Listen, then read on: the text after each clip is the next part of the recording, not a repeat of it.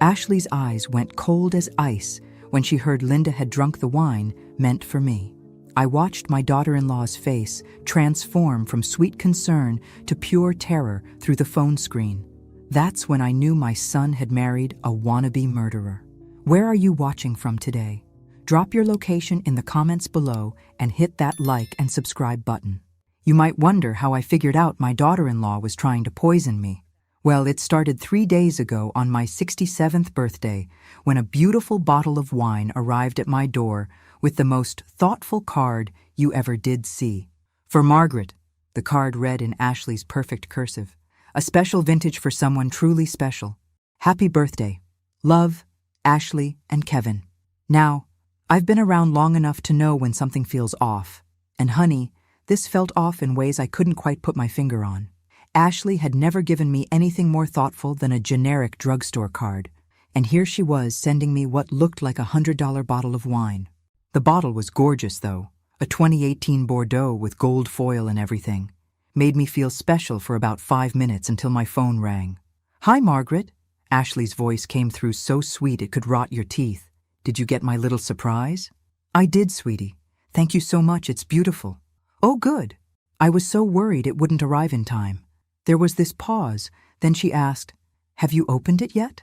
Something about the way she asked made my skin crawl, like she was holding her breath waiting for my answer. Not yet, dear. I'm saving it for a special occasion. But Margaret, and here her voice got just a little too insistent. It's your birthday. What could be more special than that? I walked to my kitchen window and stared out at my neighbor's yard while we talked. You're right, I suppose.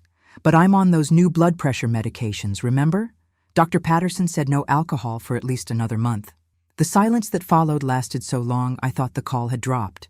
Ashley, you still there? Oh, yes. Her voice came back higher than before. I forgot about the medication.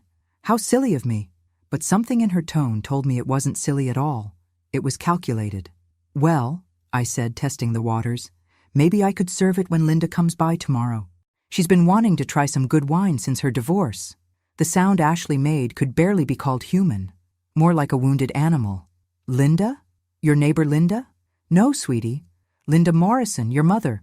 She's coming by for lunch tomorrow, remember? Dead silence. Then, my mother? When did you invite my mother? Yesterday, when she called.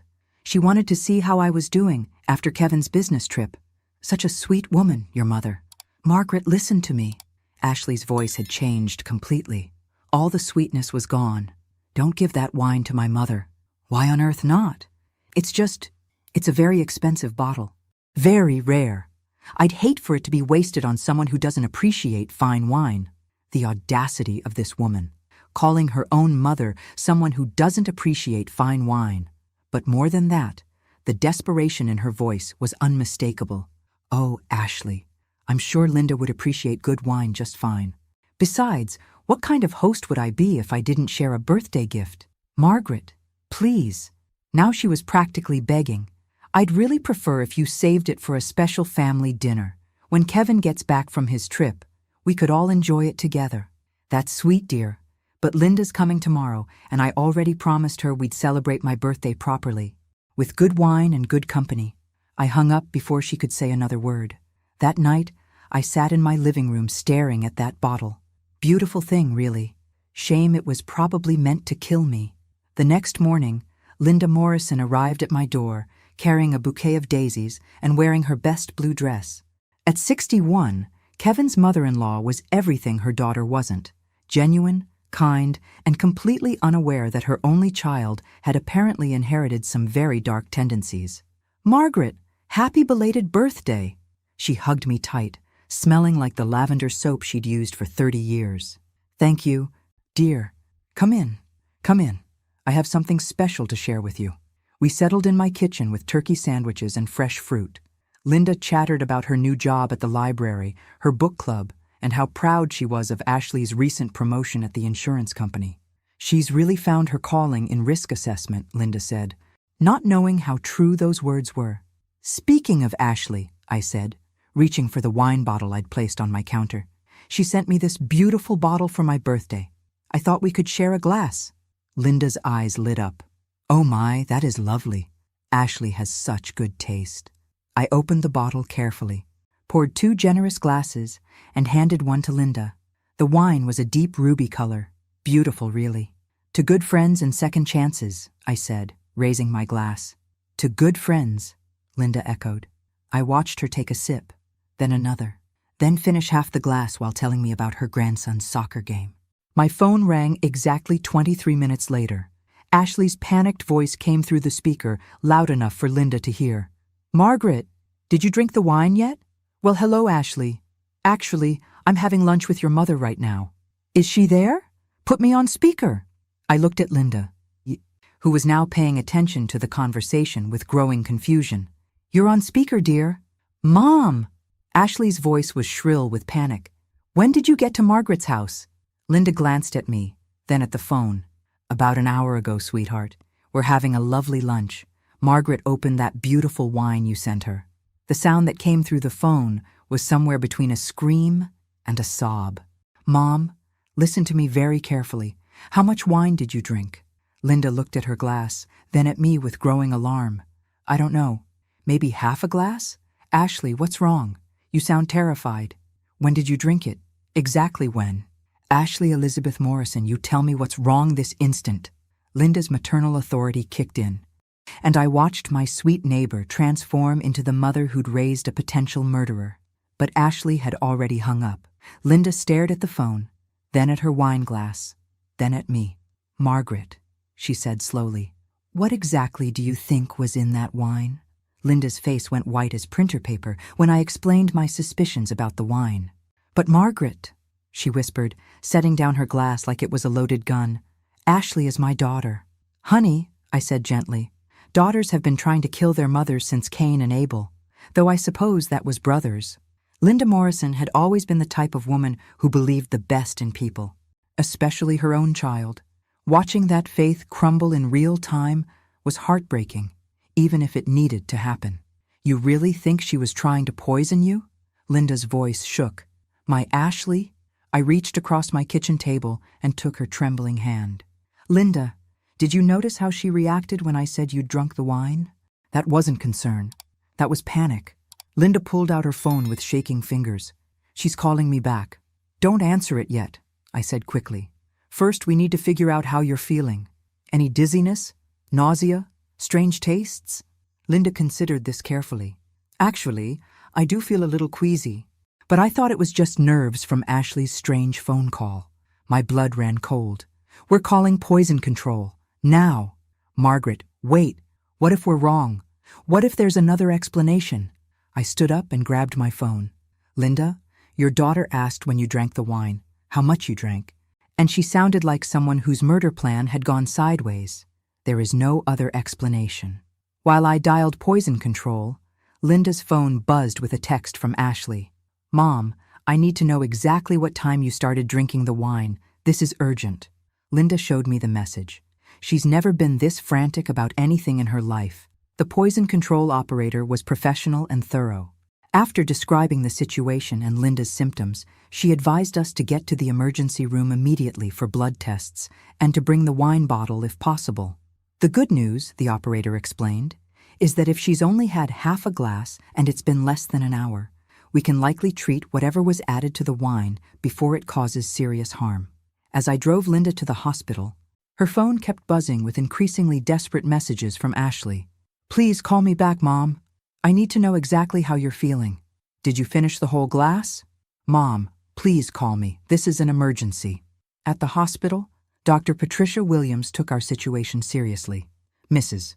Morrison, she said to Linda, we're going to run a full toxicology panel and keep you under observation for the next few hours. Mrs. Henderson, she turned to me, you did the right thing bringing her in immediately. While Linda was being examined, I sat in the waiting room making some calls of my own. My nephew Danny works for the county sheriff's department, and he owed me a favor from when I helped his mother through her cancer treatment. Aunt Margaret, what's going on? Danny, I need you to listen carefully and not ask too many questions right away. I explained the situation as clearly as I could. Danny, bless him, took me seriously from the first word. We'll need to test the wine bottle, he said. Can you bring it to the station tonight? Of course, But Danny, what if I'm wrong? What if there's an innocent explanation? Aunt Margaret, you've never been the dramatic type.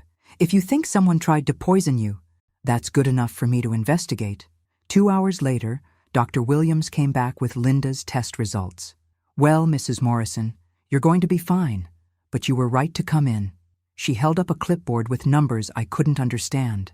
We found traces of antifreeze in your blood, specifically ethylene glycol. Linda gasped. Antifreeze? But it didn't taste like anything unusual. Ethylene glycol has a sweet taste that can be masked by wine, Dr. Williams explained. The amount in your system suggests there was probably about 2 tablespoons mixed into that bottle. If you had consumed the entire bottle, it could have been fatal. My hands started shaking. Ashley had actually done it. She had actually tried to poison me. Doctor, I asked, how long would it take for symptoms to become serious if someone drank a full glass of this mixture? Depending on body weight and overall health, probably 6 to 12 hours before the person would need emergency medical intervention. By 24 hours without treatment, it could cause kidney failure, respiratory distress, and potentially death. Linda was crying now, quiet tears that broke my heart. Mrs. Henderson, Dr. Williams continued, I have to ask, do you have any idea why someone would want to harm you? I thought about my life. At 67, I was healthy, financially comfortable, and generally well-liked in my community. I owned my house outright, had a decent pension from my 30 years teaching high school English, and about $200,000 in savings that I'd planned to leave to Kevin someday. That's when it hit me. My will, I said quietly. I recently updated my will. Linda stopped crying and looked at me. What did you change? Kevin and Ashley know they're my primary beneficiaries. But last month, after Ashley made some very cruel comments about my neighbor Mrs. Patterson's medical expenses, I added a clause. If anything happens to me under suspicious circumstances, the money goes to charity instead. Dr. Williams raised an eyebrow. You suspected someone might try to harm you? Not consciously, but Ashley has been asking a lot of questions lately about my finances, my health, my daily routine. I thought I was being paranoid. My phone rang. Kevin's number. Mom! His voice was frantic. Ashley told me what happened. Is Linda okay? She said there was something wrong with the wine. Interesting. Ashley had called her husband, but somehow failed to mention she was the one who'd sent the wine in the first place. Kevin, your wife sent me that wine for my birthday. Silence. Kevin, you there? What? Mom? That's not possible. Ashley doesn't even drink wine. She knows nothing about it. Honey, do you want to tell me how she afforded a $100 bottle of wine on her insurance salary? More silence. Kevin, I need you to come to St. Mary's Hospital right now. And don't bring Ashley. Is Linda okay? Linda's going to be fine, but we need to talk about your wife. After I hung up, Linda grabbed my arm. Margaret, what if Ashley finds out that I'm alive and okay? What if she tries again? I patted her hand, feeling calmer than I had all day. Honey, Ashley is about to discover that poisoning people is much harder when your victims fight back. Kevin walked into that hospital room looking like a man whose entire world had just been turned upside down and shaken. Mom, he said, his voice barely above a whisper, please tell me this is all some terrible misunderstanding. Sit down. Son, I said, gesturing to the chair beside Linda's hospital bed. We need to talk. Kevin Henderson was 42 years old, an accountant with his own small firm, and up until about 4 hours ago, he'd believed he was married to a woman who loved him. Looking at his face now, I could see that belief cracking like ice on a pond. The wine Ashley sent you, he began slowly. She told me she ordered it online as a surprise. Said she spent weeks researching the perfect bottle for your birthday. Kevin, Linda said gently, that wine had antifreeze in it. Enough to kill your mother if she'd drunk the whole bottle. My son's face went gray. That's impossible. Ashley wouldn't. She couldn't. Honey, I interrupted, I need you to think carefully. Has Ashley been asking questions about my finances lately? My daily routine? My health? Kevin was quiet for a long moment. She asks about your health all the time, but that's normal, right? She cares about family. What kind of questions? Like, Kevin struggled to remember. She wanted to know about your blood pressure medication, whether you have a heart condition, if you've made arrangements for long-term care if you get sick. Linda and I exchanged glances. And she's been really interested in your will, Kevin continued, looking more uncomfortable with each word.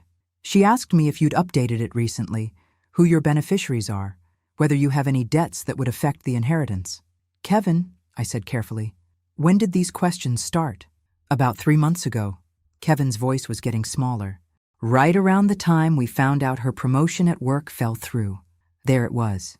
Ashley's motivation was becoming clearer by the minute. My phone buzzed with another text from Ashley.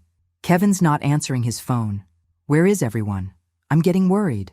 I showed the message to Kevin. What do you want to tell your wife? Kevin stared at the phone for a long time. I don't know what to believe anymore. Well, I said, here's what we're going to do. We're going to find out exactly what your wife is capable of. Danny arrived at the hospital 20 minutes later with an evidence collection kit and a grim expression. Aunt Margaret, I talked to the detective assigned to this case. We're taking this very seriously. Detective Sarah Murphy was about 35, sharp-eyed, and had dealt with family poisonings before. Mrs. Henderson, I need to ask you some difficult questions about your relationship with your daughter-in-law. Ask away. Have you and Ashley had any recent conflicts? Arguments about money, family matters, anything that might have escalated?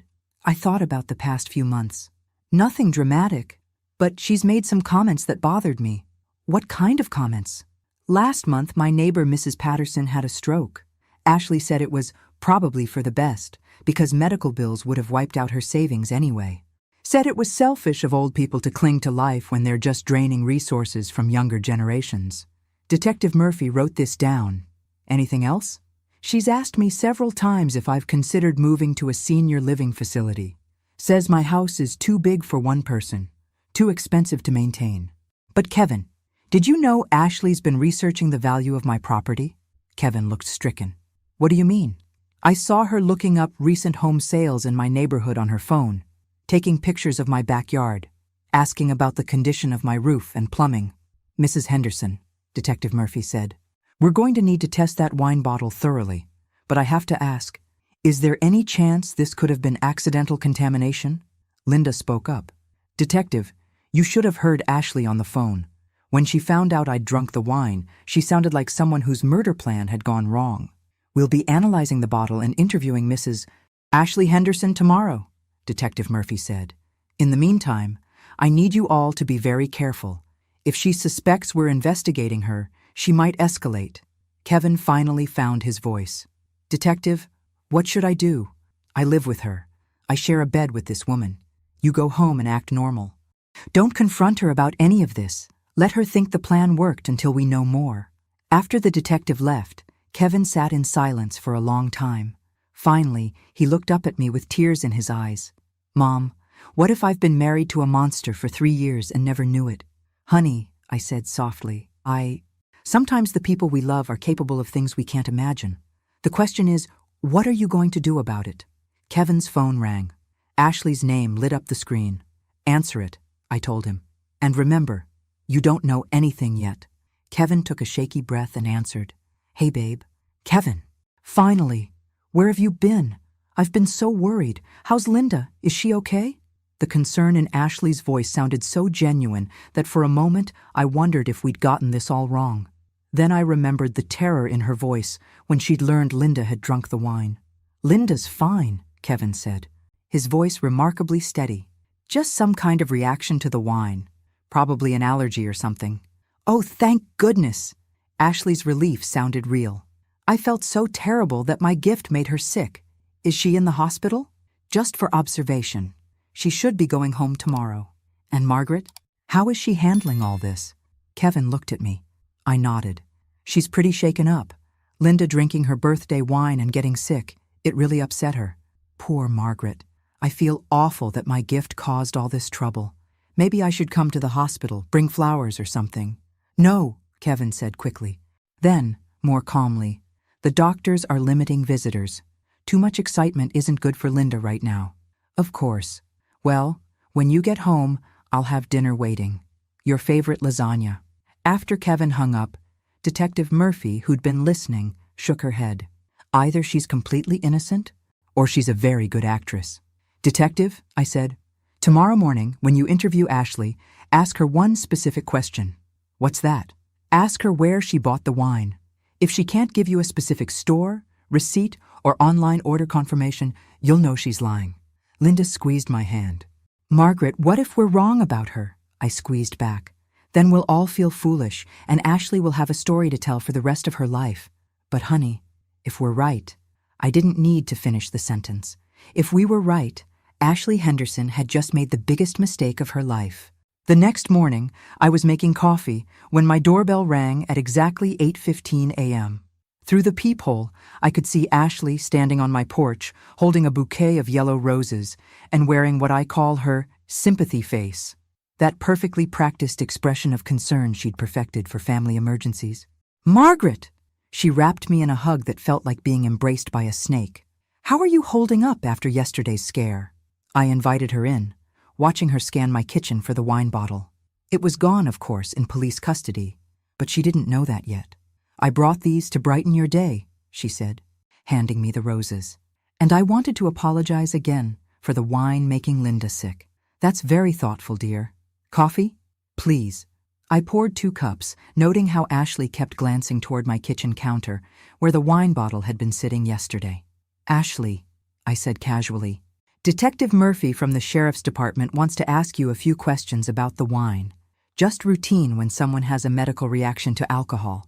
Ashley's hand froze halfway to her coffee cup. Detective? Isn't that a bit much for a simple allergic reaction? Apparently, it's standard procedure when someone ends up in the emergency room. I see. Ashley set down her cup without taking a sip. What kind of questions? Oh, probably just where you bought it, when you ordered it, that sort of thing. The silence that followed was so complete, I could hear my refrigerator humming. Actually, Ashley said slowly, I'm not sure I kept the receipt. That's okay, dear. I'm sure you remember which store you went to. Another long pause. It was online. I ordered it online. Which website? Ashley was starting to look like a deer caught in headlights. I don't remember the exact name, one of those wine retailer sites. They all look the same. I nodded sympathetically. Well, it'll be on your credit card statement. The detective can help you look it up. Ashley stood up abruptly. You know what, Margaret? I just remembered I have a dentist appointment this morning. Rain check on the coffee? Of course, dear. Detective Murphy said she'd be calling you later today anyway. After Ashley left, practically running to her car, I called Danny at the sheriff's office.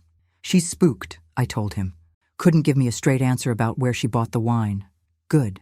When people start lying, they usually make mistakes. Detective Murphy will interview her this afternoon. At 2 p.m., my phone rang. Kevin. Mom, Ashley just got back from the sheriff's office and she's acting really strange. Strange how? She's packing a suitcase. Says her sister in Phoenix needs her to come help with some family emergency. But Mom, Ashley doesn't have a sister in Phoenix. She doesn't have any siblings. My blood went cold. Kevin, where are you right now? At my office. Ashley called and told me about the trip. Said she'd be leaving tonight. Don't go home alone.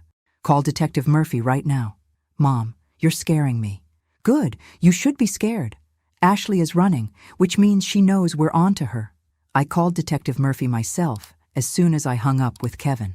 Mrs. Henderson, we need to talk, Detective Murphy said. Your daughter-in-law just lied to me for 45 minutes straight. About the wine? About everything. She claimed she bought it at a wine shop in Springfield, but when I called the shop, they've never heard of her. She said she paid cash, but couldn't explain why she drove 2 hours to buy wine in a different city. And when I asked for her phone to check online order confirmations, she said she'd lost it. Kevin says she's packing to leave town. I figured she might try that. We've got units watching her house. If she tries to run, we'll arrest her. But Detective Murphy underestimated Ashley's desperation. At 4 p.m., Kevin called me crying. Mom, she's gone. What do you mean gone? I came home and the house is empty. Her clothes, her car, everything. She left a note saying she couldn't handle being accused of something she didn't do. Kevin, call Detective Murphy immediately. I already did. They're putting out an APB. But Mom, if she really did try to poison you, and now she knows we're investigating. Kevin didn't need to finish the sentence. A woman desperate enough to poison her mother-in-law was desperate enough to try again. That evening, Linda came over to stay with me. Margaret, I can't stop thinking about something. What's that, honey? When Ashley was asking me all those questions yesterday about when I drank the wine, how much I drank, she sounded like she was calculating something. Calculating what? Like she was trying to figure out if I'd consumed enough to die. We sat in my living room with the curtains drawn and the doors locked, waiting for Detective Murphy to call with news about Ashley's whereabouts. "Linda," I said around 9 p.m., "I need to tell you something." "What?" This wasn't her first attempt. Linda turned to stare at me. "What do you mean?" 3 weeks ago, I got food poisoning after Ashley brought me homemade cookies. Spent 2 days sicker than I'd ever been in my life. At the time, I thought it was just bad luck. "Margaret, why didn't you tell me this earlier?" "Because I didn't want to believe it myself. But now," my phone rang. Detective Murphy. "Mrs. Henderson, Ashley's car was found abandoned at the bus station in Springfield. We're checking security cameras and bus schedules, but she's got at least a 6-hour head start. Detective, what does this mean for my safety?" "It means Ashley Henderson is now a fugitive suspected of attempted murder. And fugitives sometimes do desperate things." After I hung up, Linda and I looked at each other. "What do we do now?" Linda asked. "Now," I said, "we wait. And we hope Ashley is smarter than she's proven to be so far." But deep down, I knew Ashley wasn't done with me. Women like her don't give up easily. They just get more dangerous. The call that changed everything came at 6:30 a.m., exactly 3 days after Ashley disappeared. Detective Murphy's voice was tight with urgency. "Mrs. Henderson, we need you to come to the station immediately. We've discovered something about your daughter-in-law that changes the scope of this investigation." Linda drove me to the sheriff's office, both of us silent and tense. Detective Murphy met us at the entrance, her expression grim. "Mrs. Henderson, before I show you what we found, I need to ask you about Ashley's previous marriage." I blinked, confused. Previous marriage? Ashley was never married before Kevin. Detective Murphy exchanged glances with another officer. "Ma'am, Ashley Henderson was married twice before she met your son. Her first husband died of sudden heart failure at age 34. Her second husband died of kidney failure at 38. The words hit me like a physical blow. Linda grabbed my arm to steady me. "That's impossible," I whispered. "Ashley told us Kevin was her first serious relationship." "Mrs. Henderson, both deaths were initially ruled natural causes. But after we started investigating the wine incident, we contacted police departments in Ashley's previous towns. They're reopening both cases." Detective Murphy led us to a conference room where files and photographs were spread across a large table. "Meet Thomas Bradley and Marcus Chen," she said, pointing to photos of 2 men. "Husband number 1 and husband number 2. I stared at the pictures. Both men were handsome, successful-looking, and appeared to be in their 30s. What happened to them? Thomas died in 2018 in Nevada. Sudden heart failure. No history of heart problems, but Ashley inherited his life insurance policy and his house. Marcus died in 2020 in Colorado. Kidney failure. Again, no previous kidney issues, but Ashley was the sole beneficiary of his estate." Linda made a small sound of distress. "How much money are we talking about?" "Between both men, approximately $800,000 in life insurance and property."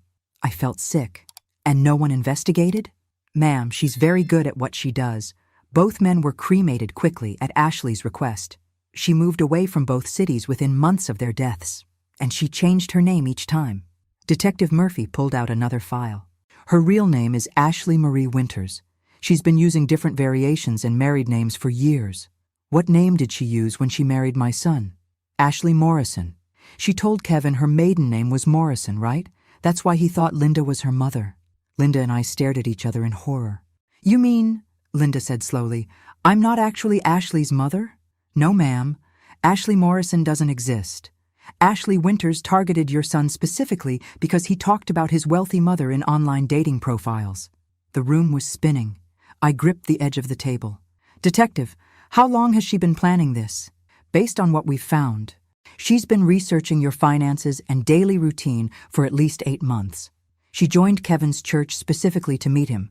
She got a job at an insurance company specifically to learn about life insurance policies and beneficiary arrangements." Detective Murphy opened another folder. "And Mrs. Henderson, there's something else. We found Ashley's laptop in her abandoned car." She turned the computer screen toward me.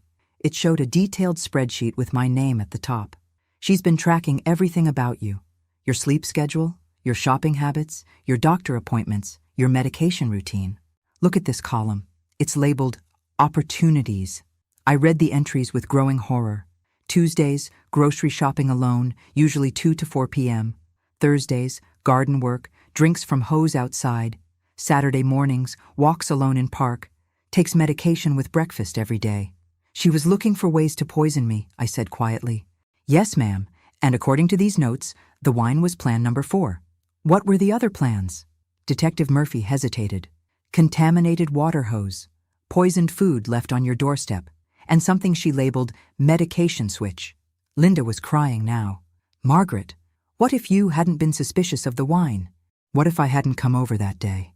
I thought about how close I'd come to drinking that wine myself, how Ashley's voice had sounded when she thought her plan had worked.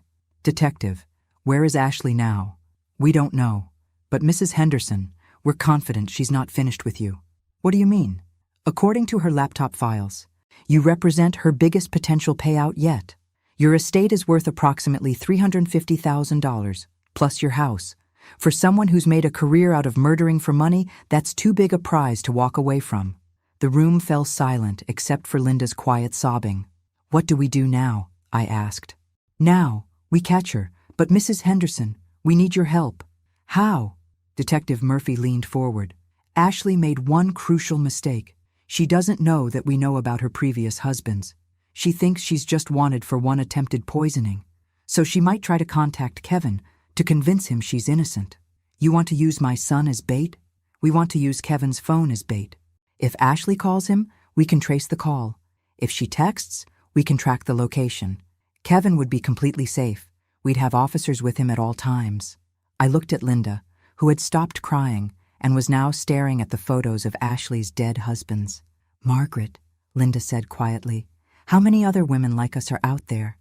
How many other mothers who don't know their daughters-in-law are killers? That decided it for me. Detective Murphy, what do you need Kevin to do? We need him to post on social media that he believes Ashley is innocent and wants her to come home. If she sees it, she might reach out. And when she does, we'll be ready for her. But as we left the sheriff's office that morning, I couldn't shake the feeling that Ashley Henderson, or Ashley Winters, or whatever her real name was already one step ahead of us. Because women who make a living murdering husbands don't stay amateurs for long. Kevin posted that Facebook message at exactly 2 p.m. on Thursday. And I have to say, watching my son pretend his wife wasn't a serial killer took more acting talent than I knew he possessed. Missing my beautiful wife, he wrote. Ashley, please come home. I know you didn't do anything wrong. We can work through this misunderstanding together. Detective Murphy and I watched from her computer as Kevin hit share. Within minutes, the post had dozens of comments from concerned friends and family members. Now we wait, Detective Murphy said, but I've never been good at waiting, especially when someone's been trying to murder me for sport. Detective, I have an idea. Mrs. Henderson, please don't tell me you want to put yourself in danger. Honey, I said, I'm 67 years old, and someone's already tried to poison me. How much more danger can I be in? That afternoon, I drove to Kevin's house, where 3 unmarked police cars were positioned around the neighborhood. Kevin answered the door, looking like he hadn't slept in days. Mom, what are you doing here? The police said to stay away until they catch Ashley. Kevin, that woman has murdered 2 husbands and tried to kill me. I'm not hiding in my house like a scared rabbit. I walked past him into the living room where I'd shared so many family dinners, never knowing I was breaking bread with a killer. Besides, I added, settling into Ashley's favorite chair, I want to see where she's been planning my murder. Detective Murphy arrived 20 minutes later, clearly annoyed that I'd ignored her advice. Mrs. Henderson, this isn't a game. You're right, Detective. It's not a game. It's my life. And I'm tired of other people making decisions about it. Kevin brought us coffee in the mugs Ashley had picked out, white ceramic with little blue flowers. Looking at them now, I wondered if she'd considered poisoning my coffee too. Kevin, I said, show me Ashley's desk. Kevin led us to the spare bedroom Ashley had converted into a home office. The desktop computer was gone, taken as evidence, but her filing cabinet remained. Did the police go through all of this? I asked. They took most of it, Kevin said, but they left the household stuff. I opened the bottom drawer and found exactly what I was looking for: Ashley's personal address book. Detective Murphy, look at this. The address book was meticulously organized, but what caught my attention was a section labeled References, with names and phone numbers I didn't recognize. Kevin, do you know who these people are? Kevin looked at the names. I've never seen these before. Detective Murphy was already pulling out her phone. I'll run these names through our database, but I had a different idea. Detective, what if we call them? See what they have to say about Ashley? Mrs. Henderson, that could compromise the investigation, or it could give us information we need to catch her. Against Detective Murphy's better judgment, we called the first number listed under Sarah Williams. Hello? A woman's voice answered. Hi, this is Margaret Henderson. I'm trying to reach someone who might know Ashley Morrison. The silence that followed was so long I thought the call had dropped. Ma'am, the woman finally said, are you calling about Ashley because she's done something to hurt someone in your family? Detective Murphy grabbed the phone and put it on speaker. This is Detective Murphy with the county sheriff's office. Who am I speaking with? My name is Sarah Williams. Ashley Morrison was married to my brother Marcus Chen for 8 months before he died. Detective Murphy and I looked at each other with excitement. Mrs. Williams, we're investigating Ashley for attempted murder. Could you tell us about your brother's death? Detective, Marcus was perfectly healthy. 38 years old, ran marathons, never had a sick day in his life. Then he married Ashley, and within 6 months, he was complaining of constant headaches, nausea, and fatigue. Did he see a doctor? Ashley convinced him it was stress from work. She said doctors were expensive and he just needed to rest more. She made him special teas, cooked all his meals, took care of him like a devoted wife. I felt sick listening to this. Mrs. Williams, what happened in the end? Marcus died of kidney failure on a Tuesday morning. Ashley found him collapsed in their bathroom. She was hysterical, such a grieving widow. The doctor said sometimes these things just happen. Was there an autopsy? Ashley said Marcus wouldn't have wanted his body disturbed. She had him cremated 2 days later. By Friday, she was meeting with insurance adjusters. Detective Murphy was taking notes furiously. Mrs. Williams, did Ashley ever ask about Marcus's family? His inheritance? His accounts? She asked a lot of questions about our family's finances. Wanted to know if Marcus had any debts, any obligations to relatives. She seemed relieved when we told her Marcus was pretty much on his own financially. After we hung up, Kevin was staring at the phone in horror.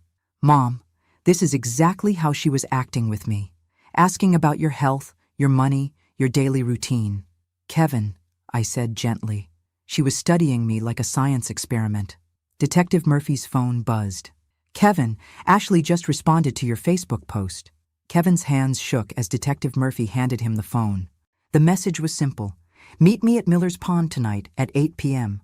Come alone. I can explain everything. That's where you had your first date, I said to Kevin. She's trying to use sentiment to manipulate him, Detective Murphy observed. Kevin, I said, you're not going to that pond alone. Mom, I have to. If this is the only way to catch her. Honey, women who murder 3 husbands don't usually stop at attempted murder of mothers-in-law. Detective Murphy was already making calls, arranging surveillance teams and backup officers. Kevin will wear a wire, she explained. We'll have snipers positioned in the woods around the pond. If Ashley tries anything, what if she sees the police? Kevin asked. She won't, Detective Murphy assured him. But Kevin, you need to understand. Ashley is desperate now. Desperate people do unpredictable things. As evening approached, I found myself thinking about Ashley's other victims. Marcus Chen, who died thinking his wife was taking care of him. Thomas Bradley, whose heart failed while Ashley cashed in his life insurance policy. And then I thought about Kevin, my only son, walking into the darkness to meet a woman who had probably been planning his death since their wedding day. Detective Murphy, I said, I need to ask you something. What's that? When this is over, when Ashley is in prison, how do we live with knowing we shared holiday dinners with a killer? How does Kevin get over being married to someone who was plotting his murder? Detective Murphy looked at me with sympathy. Mrs. Henderson, you survived. That's what matters. Everything else, you figure out one day at a time. At 7:45 p.m., Kevin left for Miller's Pond, wearing a wire and carrying more courage than any son should need. And I sat in my living room with Linda, watching the clock and praying that Ashley Henderson's killing spree was finally about to end. At 8:17 p.m., Kevin's voice came through Detective Murphy's radio so clearly I could hear him breathing. "I'm at the pond," he whispered. "I don't see her yet." Miller's Pond was where Kevin had proposed to Ashley 2 years ago, where they'd had picnics and romantic evening walks. Now it felt like a trap waiting to be sprung.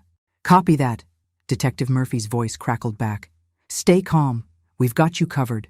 Linda and I sat in the police surveillance van parked half a mile away, listening to every word through Kevin's hidden microphone. My hands were shaking so badly I could barely hold my coffee cup. "Kevin!" Ashley's voice suddenly came through the radio, and hearing it made my skin crawl. "Thank God you came. Ashley, where have you been? Everyone's been looking for you." "I had to run, baby. They think I tried to poison your mother." "It's insane." I wanted to scream. The woman had literally tried to murder me and was still playing innocent. "Ashley," Kevin's voice was carefully controlled. "Just tell me what happened with the wine." "Kevin, I bought that wine as a special gift for your mother. I had no idea it would make Linda sick. Maybe the bottle was contaminated at the store or during shipping. I don't know." "Then why did you run?" There was a pause. Through the radio, I could hear water lapping against the shore. "Because I was scared," Ashley said, and I had to admit, she sounded genuinely frightened. When the police started asking questions, treating me like a criminal, "Kevin, you know me. You know I could never hurt anyone." "I want to believe you," Kevin said. "Then believe me. Come home with me tonight. We'll figure this out together." Detective Murphy motioned to her team. 3 unmarked cars slowly moved into position around the pond. "Ashley," Kevin said, "there's something I need to ask you." "Anything." "The police told me about your previous marriages." The silence that followed was so complete I thought the radio had malfunctioned. "Kevin, what are you talking about?" "Thomas Bradley, Marcus Chen, your first 2 husbands." "Kevin, I don't know who told you that, but I was never married before you. You're my first husband." "Ashley, they have marriage certificates, death certificates, insurance records." "That's impossible." But something in Ashley's voice had changed. The sweet, concerned wife was disappearing, replaced by something colder. "Kevin," Ashley said slowly, "who exactly have you been talking to?" "Ashley, just tell me the truth, please." "The truth?" Ashley's laugh was sharp and bitter. "The truth is that your mother is a meddling old woman who couldn't stand that her son loved someone more than he loved her." Linda grabbed my arm. "Margaret, she's getting angry." "Kevin," Ashley continued, "your mother has been trying to break us up since our wedding day. She's never liked me, never accepted me, and now she's trying to frame me for attempted murder." "Ashley, Linda was in the hospital. The wine had antifreeze in it." "Then your mother put it there herself." The accusation hit me like a physical blow. Even knowing Ashley was a killer, hearing her blame me for her own attempted murder was breathtaking. "That's ridiculous," Kevin said. "Is it? Think about it, Kevin. Your mother updates her will to exclude me if she dies under suspicious circumstances. Then suddenly, there's a suspicious poisoning attempt that makes her look like a victim instead of a manipulative old woman who wants to control your life. I had to hand it to Ashley, for a serial killer. She could think on her feet. "Ashley," Kevin's voice was getting firmer, "I've seen the police evidence, your computer files, the spreadsheets tracking my mother's routine." Another long silence. "Kevin, how long have you been working with the police?" "What do you mean?" "You're wearing a wire. Aren't you?" Detective Murphy was already signaling her teams to move in. "Ashley, I just want the truth." "Here's the truth, Kevin." Ashley's voice was completely different now. Cold, calculating, dangerous. "Your mother is worth more dead than alive, and you, my dear husband, have served your purpose." "What purpose?" "Getting me close to her." "Do you think I married you for love?" "Kevin, you're a boring accountant with thinning hair and no imagination. I married you because your mother has money and lives alone." The cruelty in Ashley's voice was stunning. Kevin made a small sound that might have been a sob. "And Kevin, I've been putting small amounts of digitalis in your coffee for the past month. Just enough to weaken your heart gradually. In another few weeks, you would have had a nice, quiet heart attack. Grief-stricken widow Ashley would have inherited everything." Detective Murphy was shouting orders into her radio. "Move in! Move in now!" "But then your mother had to be suspicious about the wine," Ashley continued. "And now everything is ruined." Through the radio, I could hear car doors slamming, feet running, voices shouting, "Police! Ashley Henderson, you're under arrest." But Ashley wasn't done talking. "Kevin," her voice came through clearly despite the chaos, "I want you to know that Marcus begged before he died. Begged me to call 911, begged me to help him. And I sat there and watched him suffer because his pain meant money in my account. Get away from him." Detective Murphy's voice was sharp with authority. "Thomas was easier," Ashley continued, her voice eerily calm. "Heart medication is simple to tamper with. One little switch of his pills and boom, massive coronary at 34. Ashley, step back and put your hands up." "But Kevin, you were going to be my masterpiece. Slow digitalis poisoning, followed by your mother's tragic accident after you died. I would have been rich enough to retire from the husband-killing business. Put the weapon down." That's when I heard Kevin scream, "She's got a gun! She's got a gun!" The next 30 seconds were chaos. Shouting, running, what sounded like a struggle, then 2 gunshots in quick succession. Then silence. "Detective Murphy," I said into the radio. "What's happening? Is Kevin okay?" Static. "Detective Murphy, please respond." More static. Linda was crying. "Margaret, what if something happened to Kevin?" I stared at the radio, waiting for news, praying that my son was still alive and that Ashley Henderson's killing spree was finally over. But in my experience, women who murder for a living don't go down easy. The silence from Kevin's radio stretched for 3 minutes and 47 seconds. I know because I counted everyone. Then Detective Murphy's voice crackled through, and I've never been so relieved to hear anything in my life. "Mrs. Henderson, Kevin is safe. Ashley has been apprehended." Linda and I cried with relief, holding each other in the back of that surveillance van like 2 old women who just watched their children survive a car accident. "Is she hurt?" I asked, then immediately wondered why I cared. "Ashley sustained a gunshot wound to the shoulder when she attempted to shoot Kevin. She's being transported to the hospital under guard. And Kevin? Shaken, but unharmed. He's being checked by paramedics as a precaution." 20 minutes later, Kevin climbed into the van, looking like he'd aged 10 years in one evening. His hands were still shaking as he hugged me. "Mom, she really was trying to kill me. All this time she was poisoning my coffee." "I know, honey, I know." She said Marcus begged. She watched him die and enjoyed it. I held my son while he cried, thinking about how close I'd come to losing him to a woman who collected husbands like hunting trophies. Detective Murphy joined us in the van. "Kevin, we're going to need you to come to the hospital for blood tests. If Ashley has been giving you digitalis, we need to get it out of your system. Will I be okay? Digitalis poisoning is serious, but if we caught it early enough, you should recover completely with treatment." As we drove to the hospital, Detective Murphy filled us in on what they'd found at the pond. Ashley had a gun, a fake passport, and $50,000 in cash. She was planning to kill Kevin tonight and disappear forever. "Why didn't she just run when she had the chance?" I asked. "Because Mrs. Henderson, you represent unfinished business. Ashley doesn't like loose ends." At the hospital, Dr. Williams, the same doctor who'd treated Linda, confirmed that Kevin had elevated levels of digitalis in his blood. "Another week or 2 of exposure, and you could have had serious heart arrhythmia," she told Kevin. "You're very lucky this was discovered when it was." While Kevin was being treated, Detective Murphy and I went to see Ashley. She was handcuffed to a hospital bed, her shoulder bandaged, looking for all the world like an innocent victim rather than a woman who'd murdered at least 3 people. "Hello, Margaret," Ashley said when she saw me. "Come to gloat?" "I came to understand," I said, taking the chair beside her bed. "Help me understand how a person becomes someone who murders for money." Ashley studied me for a moment. "You really want to know?" "I do. Money, Margaret. It's always about money. Do you know what it's like to grow up poor? Really poor? Eating generic cereal for dinner because that's all your mother could afford? Lots of people grow up poor, Ashley. They don't become killers, don't they?" Ashley's smile was chilling. "You know what I learned when I was 12 years old? That pretty girls who are smart enough to manipulate men never have to be poor again. So you decided to marry men and murder them? I decided to marry men and take what they owed me for putting up with their boring lives and mediocre sex. The coldness in her voice was breathtaking. Thomas was practice, Ashley continued. Sweet, trusting Thomas who believed I loved him. Marcus was more challenging. He was suspicious by nature. But Kevin was supposed to be my retirement fund. And me?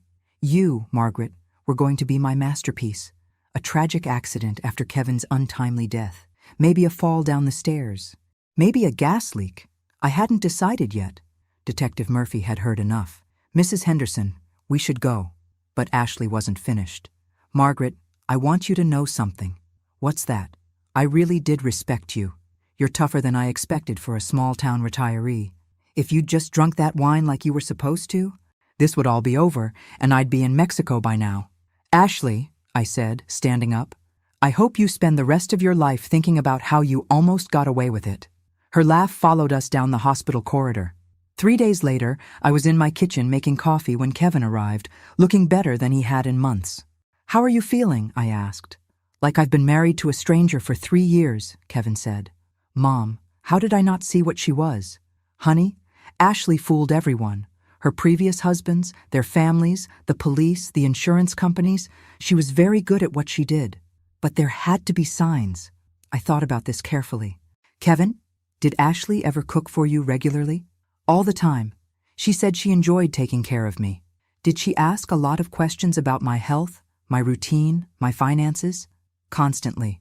But I thought she was just interested in family. Did she ever discourage you from visiting me alone? Kevin paused.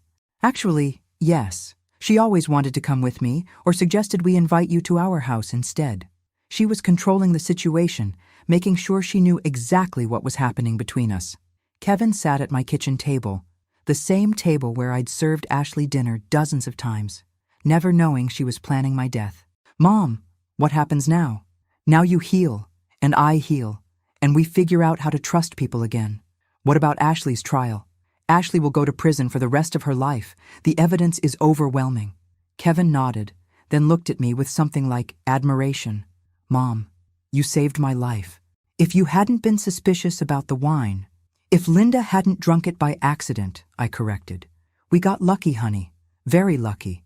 But as I poured Kevin's coffee, checking the container carefully out of habit, I realized something important.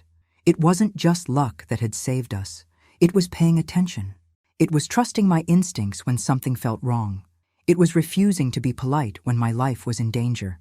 And most importantly, it was remembering that sometimes the people who want to hurt us look exactly like the people who claim to love us. Ashley Henderson had made one crucial mistake. She'd underestimated a 67-year-old retired school teacher, but she'd never make that mistake again. 2 weeks after Ashley's arrest, I was finally starting to sleep through the night again, when Linda called me at 6:30 a.m., crying so hard I could barely understand her. Margaret, you need to turn on Channel 7 News right now. I fumbled for the remote, and what I saw on my television screen made my blood run cold. Breaking news this morning. Suspected serial killer Ashley Henderson escaped from county jail custody last night during transport to a medical appointment. The news anchor's voice continued over a photo of Ashley. Henderson, accused of murdering 3 husbands and attempting to murder her mother-in-law, overpowered a guard and fled on foot around midnight. She is considered extremely dangerous. I called Detective Murphy immediately. Mrs. Henderson, I was just about to call you.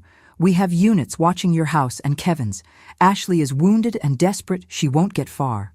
Detective, how does someone escape from police custody?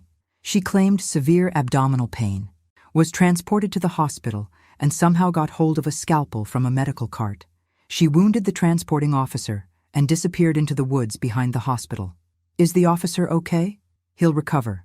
But Mrs. Henderson, I need you to understand something. Ashley left a message. My heart stopped. What kind of message? She wrote on the hospital room wall with her own blood, Margaret owes me a debt. I sat down heavily in my kitchen chair. What does that mean? It means she blames you for ruining her plans. And women like Ashley don't handle failure well. After Detective Murphy hung up, I called Kevin.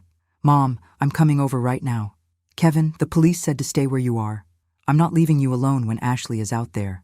Honey, you're safer at your house with police protection. And you're safer with family.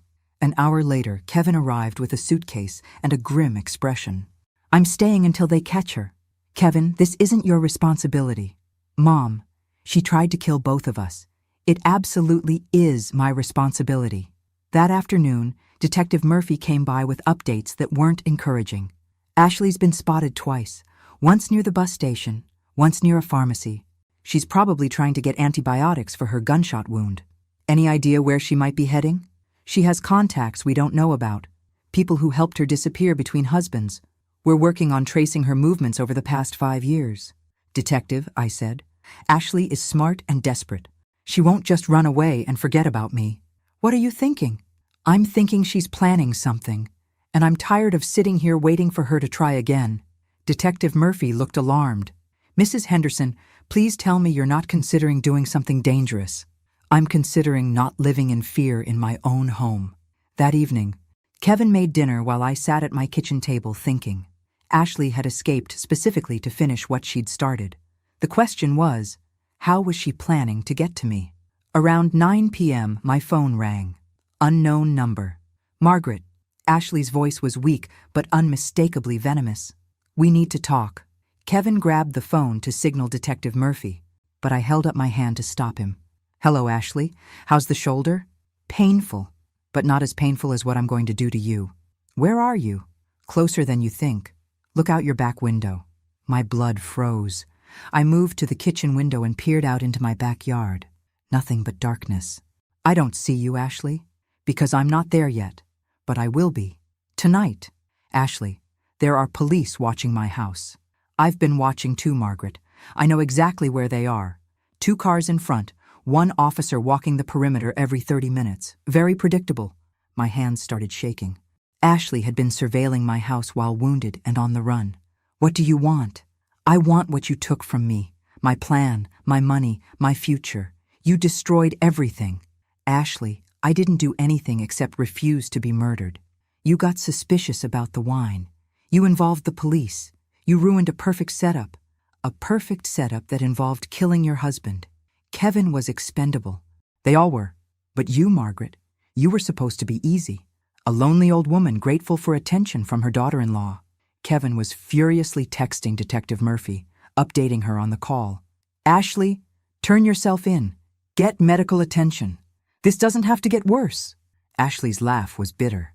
It's going to get much worse, Margaret. See, I've spent the last 2 weeks thinking about how you destroyed my life, and I've decided that if I can't have my money, I can at least have my revenge. What does that mean? It means I'm going to kill you slowly, Margaret. The way I killed Marcus. I want to watch you suffer the way you made me suffer. Ashley, you're surrounded by police. Am I? Check your backyard again. I looked out the window, and my heart stopped. A figure in dark clothes was standing at the edge of my property line, barely visible in the shadows. Kevin, call 911, I whispered. But Ashley heard me. Tell Kevin I said goodbye. By the time the police figure out how I got past them, it'll be too late. The line went dead. Kevin was already on the phone with Detective Murphy. She's in the backyard. She's in the backyard right now. Through my kitchen window, I watched the figure move closer to my house. She was limping, favoring her wounded shoulder, but she was definitely coming toward my back door. Kevin, I said quietly, go upstairs and lock yourself in my bedroom. I'm not leaving you down here alone. Kevin, she wants me, not you. Don't give her 2 targets. Mom, go! Kevin ran upstairs just as I heard my back door handle rattle. Ashley had come to finish what she'd started with a bottle of wine 2 weeks ago. And this time, she wasn't planning to make it look like an accident. I've always believed that when death comes knocking at your door, you have 2 choices: answer it like a victim or meet it like a fighter. At 67 years old, with a serial killer rattling my back door handle, I chose to fight. The door rattled again. Then I heard the sound of breaking glass. Ashley was coming through my kitchen window. I grabbed the largest knife from my kitchen drawer and positioned myself behind my refrigerator, where I could see both the back door and the window. My hands were steadier than they'd been in weeks. Margaret! Ashley's voice came through the darkness of my kitchen. I know you're in here. I could hear her moving carefully, trying not to bump into furniture. The gunshot wound was slowing her down, but desperation was driving her forward. "You know what I realized while I was hiding in the woods?" Ashley continued, her voice getting closer. "I actually enjoyed killing those men." Thomas's fear when he realized his heart medication wasn't working.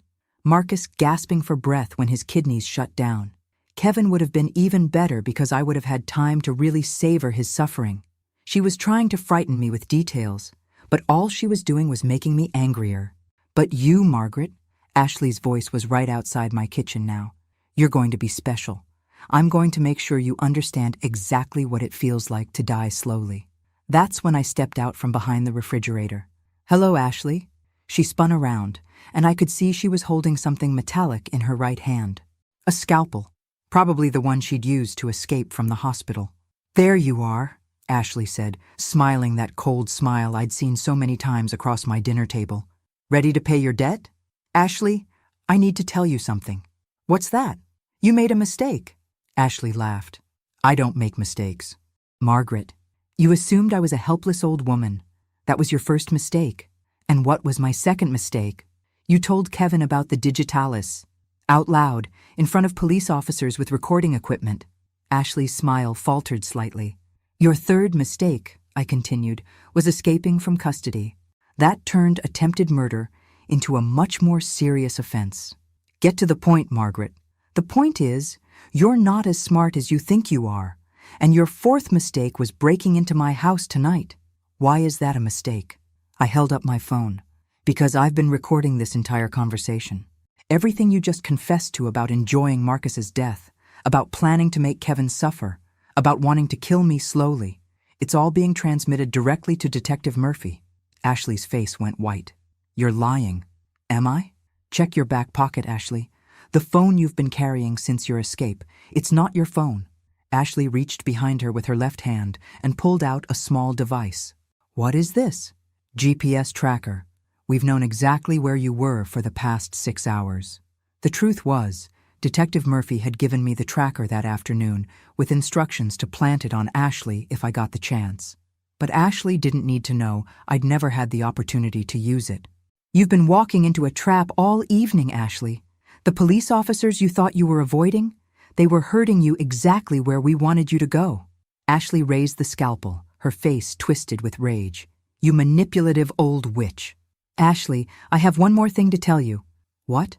"I lied about the GPS tracker." Ashley blinked, confused. "But I didn't lie about the recording. And I didn't lie about this." I stepped aside, revealing Detective Murphy standing in my kitchen doorway with her weapon drawn. "Ashley Henderson, you're under arrest." Again.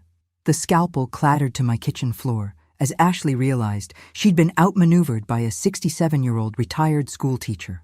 "How?" Ashley whispered. "Easy," I said. "I called Detective Murphy the moment you phoned me. She positioned officers around the house but left my back door unlocked so you could get in. We needed you to confess to Marcus's murder on tape."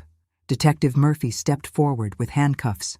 "Ashley Henderson, you're charged with the murder of Thomas Bradley, Marcus Chen, and the attempted murders of Margaret Henderson and Kevin Henderson, plus escape from custody and assault on a police officer."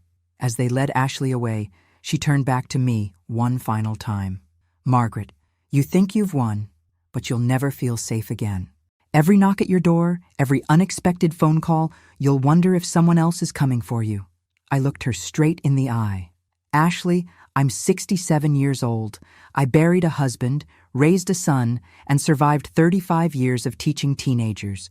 You think you're the scariest thing I've ever faced?" 2 months later, I was making coffee in my kitchen, the same kitchen where Ashley had tried to kill me twice, when Kevin arrived for our weekly Sunday breakfast. "Morning, Mom. How are you sleeping?" "Like a baby," I said, and meant it. Ashley had been sentenced to life in prison without parole after pleading guilty to avoid the death penalty.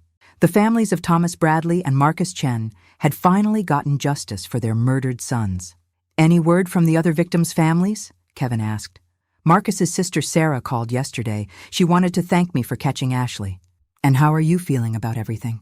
I thought about this carefully. "You know what, Kevin? I feel proud." "Proud?" Ashley Henderson was very good at what she did.